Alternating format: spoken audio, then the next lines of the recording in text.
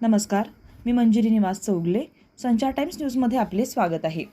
हुपरीत नगरसेवक संतोष वाळवेकर यांच्या प्रयत्नांना यश. 4 ते 5 हजार नोटरीधारकांचा 10 वर्षांचा प्रश्न सुटला. सविस्तर वृत्त पुढीलप्रमाणे.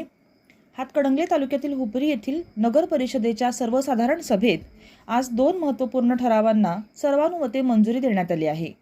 हुपरीत गेल्या 10 वर्षांपासून प्रलंबित असलेला नोटरीधारकांचा प्रश्न अखेर मार्गी लागला असून आता नोटरीधारकांना भोगवटदार म्हणून नोंद केली जाणार आहे. तसेच हुपरीतील प्रभाग क्रमांक 9 आणि 10 मधील पाणी टंचाई दूर करण्यासाठी 20 HP नवीन मोटरला मंजुरी देण्यात आली आहे.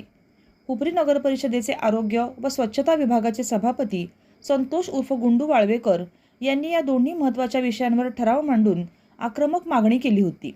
हुपरीत गेल्या 10 वर्ष नोटरीधारकांचे नगर परिषदेत त्यांची नोंद नसल्याने अनेक अडचणी येत होत्या. नगरसेवक संतोष वाळवेकर यांच्या पाठपुराव्यामुळे आता या नोटरीधारकांना मोठा दिलासा मिळाला आहे.